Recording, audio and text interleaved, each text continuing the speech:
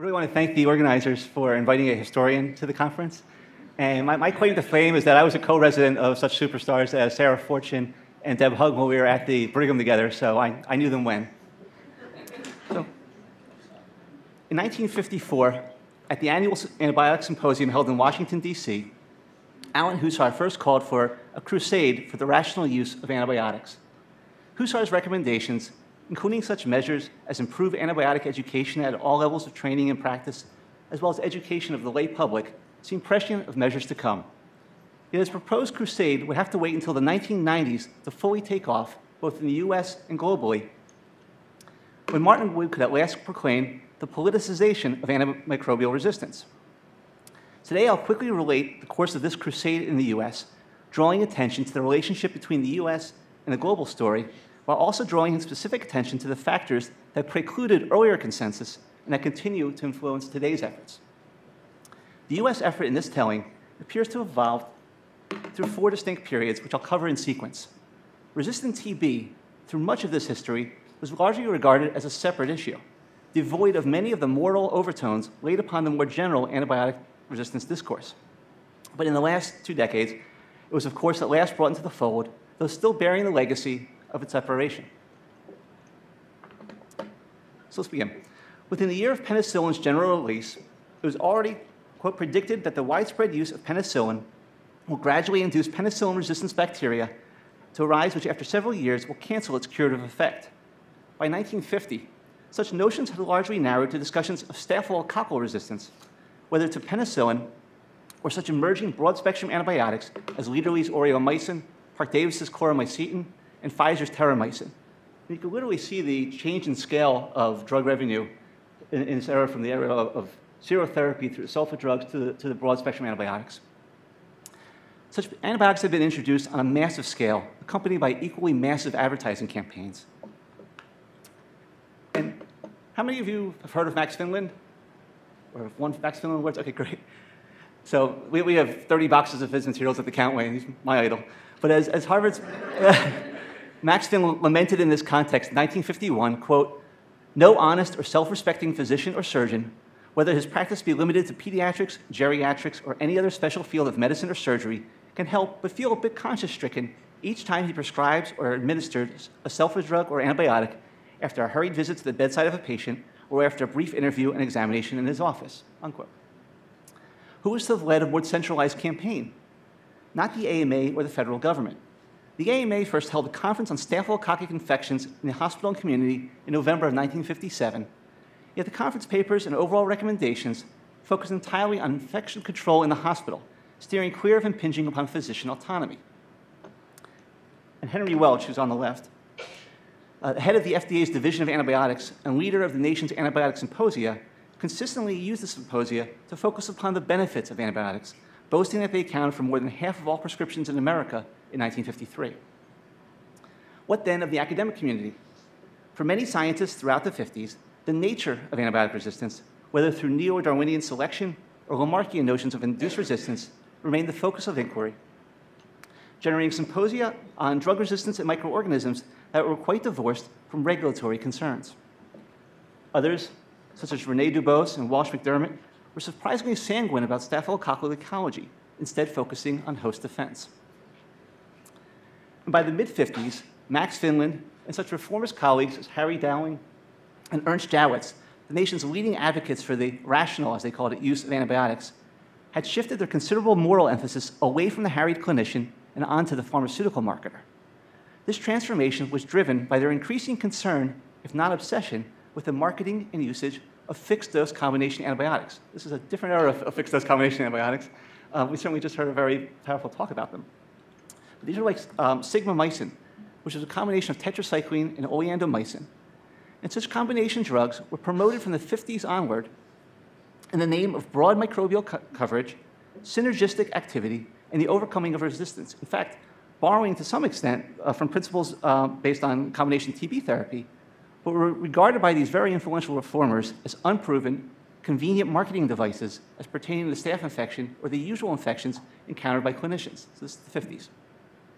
The reformers' activities in contrasting the testimonies in support of the fixed-dose combination antibiotics with the need for proof of drug efficacy via well-controlled trials, ultimately intersected with the concerns of reformers at the FDA and in Congress, contributing to the passage of the Kefauver-Harris drug amendments of 1962.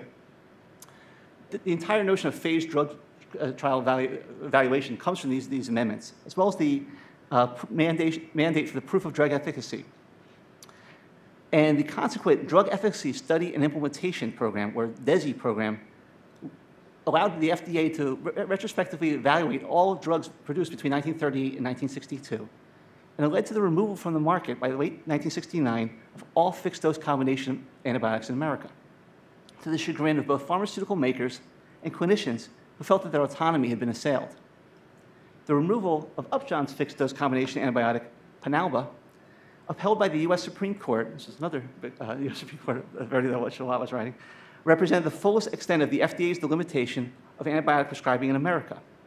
And in case you're wondering, Bactrim it gets introduced in the early 1970s as the first fixed-dose combination antibiotic since those rulings. Yet for today's narrative, such events are equally notable for the redirection of Max Finland and his allies away from the habits of individual prescribers and away from concerns with antibiotic resistance as an ecological phenomenon during this critical era. The early 60s, however, would be notable for the redirection of attention to physician prescribing habits in the wake of the formation of the IDSA and, critically, the publication of Tsutomu Watanabe's findings on infective heredity of multiple drug resistance in bacteria. From the late 50s, Shigella had been found to be resistant to multiple antibiotics among patients in Japan. By 1959, Japanese researchers had found that such drug resistance could be passed across bacterial species.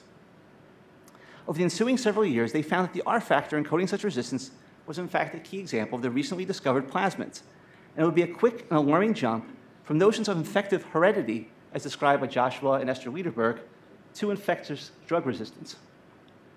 As the 1966 NEJM editorialist on the topic concluded, quote, unless drastic measures are taken very soon, physicians may find themselves back in the pre-antibiotic Middle Ages in the treatment of infectious diseases. This is 1966. Such scrutiny would be further informed by more sophisticated quantification of irrational antibiotic prescribing. By the late 60s, researchers at Hopkins could use novel computerized prescription recording systems to show that of 1,100 patients seen for the common cold, 60% resulted in antibiotic prescriptions. By that time, a federally convened task force on prescription drugs formally employed the terminology rational drug prescribing to denote the selection of the right drug for the right patient in the right amount at the right times, and irrational prescribing to refer to any significant deviation from such a norm. This signified a key moment of increasing attention in the wake of the passage of Medicaid and Medicare to the rational and irrational use of drugs writ large, and antibiotics would serve as a leading edge of this discussion.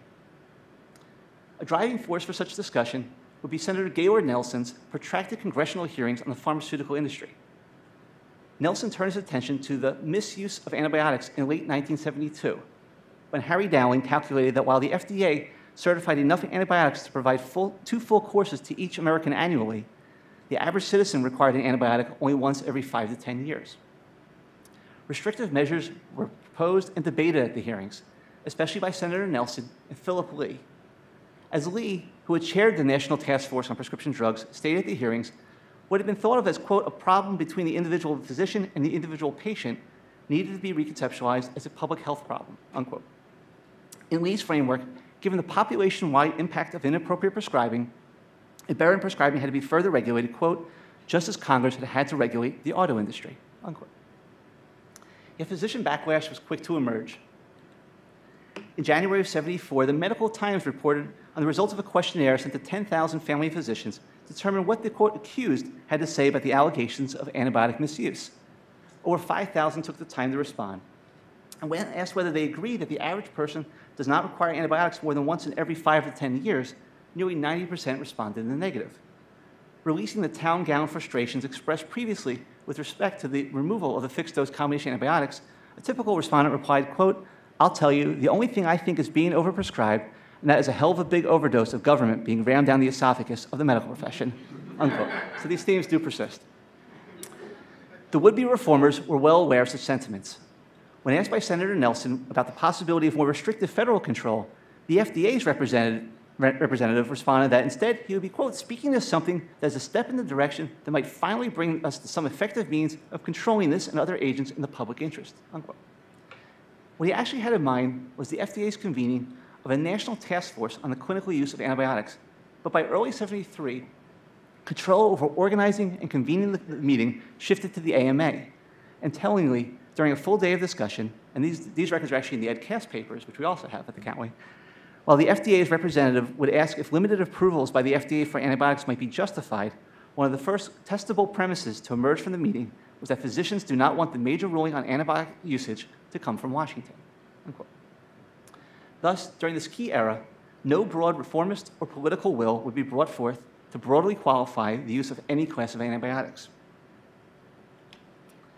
And antibiotic usage, as this graph shows, is from '74, only increased grossly out of proportion to population growth or parent need. As Calvin Kuhnen lamented in May of '78, a decade ago, some of us working in this field believed that we had scored a major victory when the FDA removed fixed-dose combination antibiotics from the market. This was no victory, but abject defeat. These drugs were almost immediately replaced by what he refers to as other and more expensive antibiotics. On the other hand, at the level of basic science, the 1970s had seen plasmids increasingly take center stage in biomedicine. And the ecological focus on rapidly spreading plasmids with respect for neither species nor nation-state boundaries played a large role in the globalization of antibiotic resistance discourse. This would first focus attention on how antibiotics were being marketed and overutilized in the developing world. Epitomizing such concerns, two Swedish researchers reporting in early 1981 on the marketing of obsolete antibiotics in Central America found that whereas in Sweden, 90 antibiotics were marketed, 2 of them fixed-dose combination drugs. In Mexico, 430 antibiotics were marketed, 180 of them the very fixed-dose combination antibiotics largely eliminated in the US by the DESI program. This will provide the backdrop to a meeting held in Santo Domingo that same year on the molecular biology, pathogenicity, and ecology of bacterial plasmids.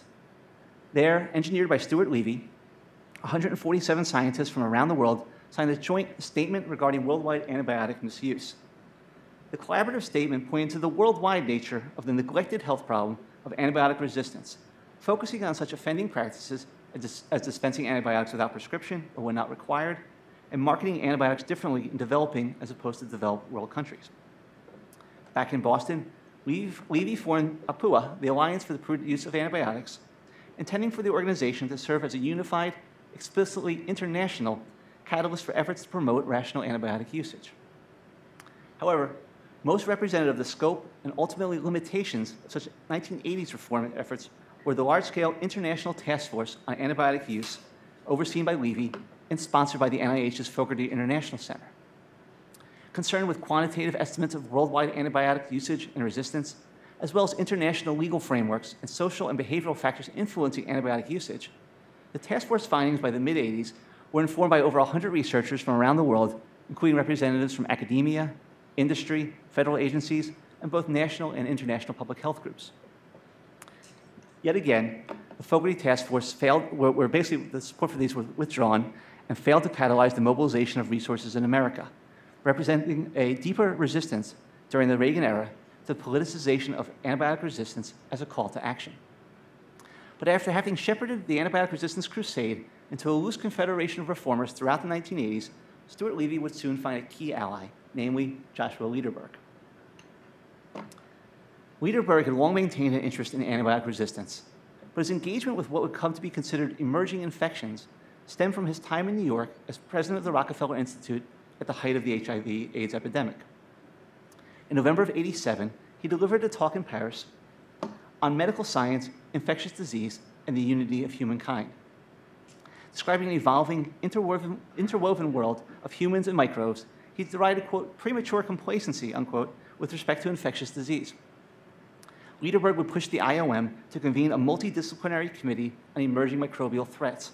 And while the committee, in its landmark 1992 report, focused on viral pathogens, bacterial and mycobacterial resistances were included as well, with a specific committee recommendation that clinicians, the research and development community, and the US government introduce measures to ensure the availability and usefulness of antimicrobials and to prevent the emergence of resistance.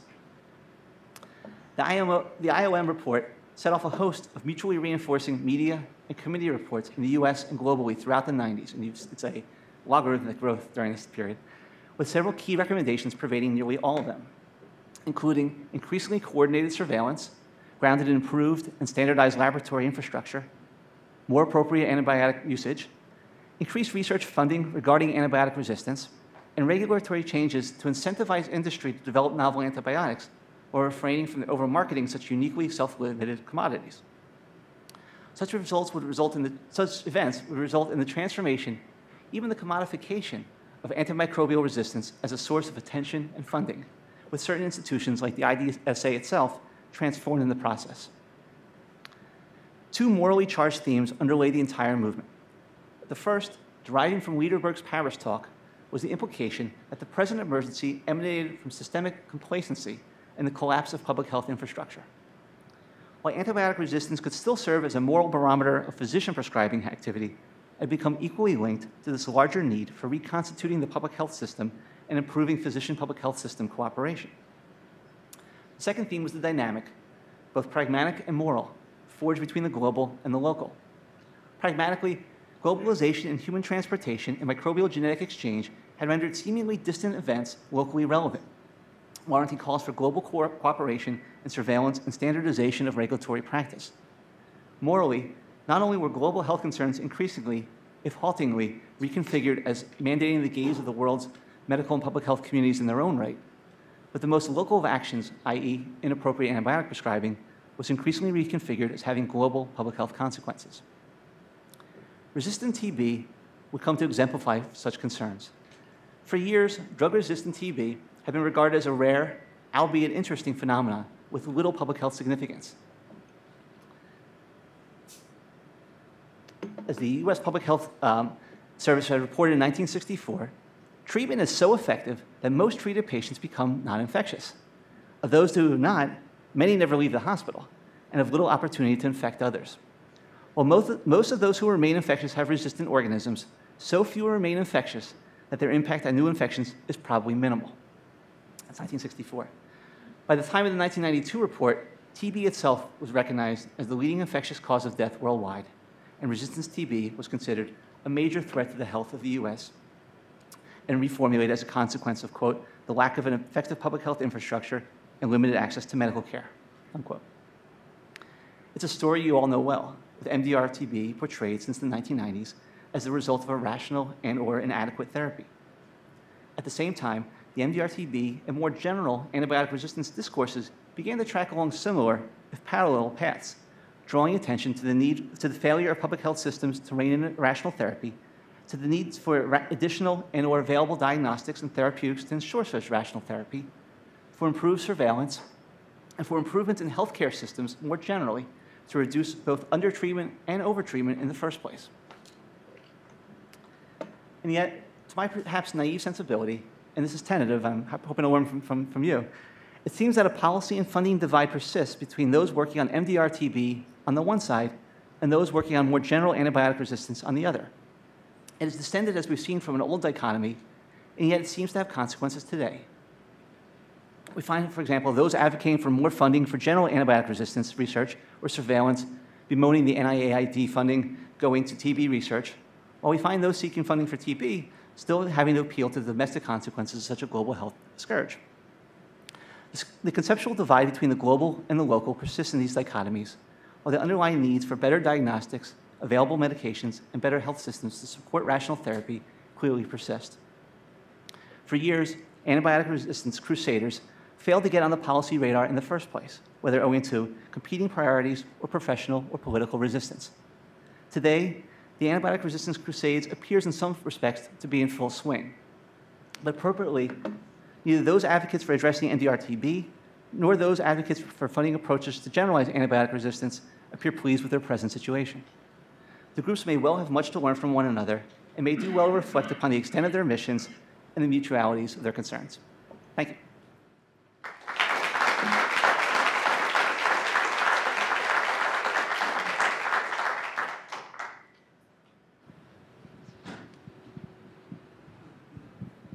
Scott, I was wondering whether or not in the current era, if there's a sense around the emergence of quinolone resistance in TB, where quinolones have never been really approved in TB regimen, in first-line TB regimens, if that is driving a convergence of the regular antibiotic resistance field and the TB treatment field, and if that is mobilizing forces to kind of work in a concerted way. And also, conversely, the use of quinolones in a TB regimen where then people would get very sure. low And honestly, I don't know the answer. I mean, folks here probably do more than I do. I mean, it's certainly one end of a potential site of convergence are these shared antibiotics going across both types of species of mycobacteria or bacteria. I guess my other question would be on the other end, in notions of healthcare systems and structural delivery of care, whether the same assumptions are shared or not. But I think one easy way in, of course, is through these shared therapeutic modalities. Yes. What about, I can see, limiting in human. What about the farming industry that use massive use of antibiotic? In all foreign country, you can buy antibiotic in a grocery store without a prescription. No, absolutely. And I really, when I normally write about this and talk about this, I focus more on physician autonomy. And there's another literature about the history of animal feeds and its regulation, which, while much more tightly regulated in Europe, has always been much less regulated in the United States. And whatever committees have been formulated have always come out with the answers of we need more studies. And despite more FDA recent bans, it's another huge part of it. And when the Alliance for Prudent Usage of Antibiotics comes out, and when all these reports are coming out in the mid-90s, certainly in those reports, the use of antibiotics in animal feeds, the use of antibiotics around the world with prescription or not, are highlighted in those reports just as much as any type of domestic use. Thanks for that talk, Scott. I grew up also in the era where combination antibiotics got a bad name, but then in the 90s outbreak that you referred to, we pushed hard in the tuberculosis community to get companies to produce, again, combination drugs for tuberculosis, not for convenience, not certainly for marketing, but more to protect drugs so they couldn't be taken individually. And I think it's been hard to get wide use of combination drugs, at least in this country, but in other countries they are widely used and thought to be important in preventing drug resistance. Yeah, and so combination drugs in this country have a fascinating history, which dates back to 100 years, to the era of the proprietary remedies, where it's Ed Nardell's secret remedy for long life, and then it would be this combination of multiple agents, and it would be put into a secret remedy. So that really by the AMA throughout the 30s and 40s, when it was really the leading drug voice in America, really would not advocate for the use of any combination remedies. Then this happens in the 50s, where they're being used for TB, they're being used for endocarditis, they're being used for brucellosis, and they get packaged these fixed-dose combination antibiotics and really get a bad name. And certainly does not mean, and so that lineage carries forward to the point where there's this ban, and pharma has to ask the FDA in '72, well, how do we get a fixed-dose combination antibiotic passed? They say, well, you need to show that it's better than its constituent parts. And that leads to the Bactrim. So it carries this legacy, and by no means, whether it be for improved adherence or synergistic pathways that you're all discovering, there's nothing inherently wrong with combination drugs. They're easy they have historically been used to evergreen patents or for these marketing purposes, and there is that legacy of which people really want to use them rationally have to bear in mind. One of the virtues of TB is the moment that distinguishes it, following up on Sarah's questions, from many other drug resistances, is there's no evidence of horizontal gene transfer of resistance. Right. What's your vision if that were breached? Right. And plasmids could move from all the rest of the bugs with fluoroquinolone resistance or whatever into TB? Yeah. And of course, I mean, I'm playing historian, not scientist. I mean, certainly, I think it's interesting. This focus on plasmids throughout the decades may explain again some of these divergent paths that general antibiotic resistance discourse took on the one side, and TB, not plasmid-mediated, took on the other. Following those paths, given the way that certainly catalyzed fear and panic and this notion of emerging infections, I think it would certainly lead to more panic and perhaps easier branding of resistance as a source of TB resistance as a source of funding. It may not even require that, it shouldn't require that, but I don't know, what do you think? I think you would keep that. Oh, yeah. Yes, it would be horrible. Thank you, Scott. Thanks.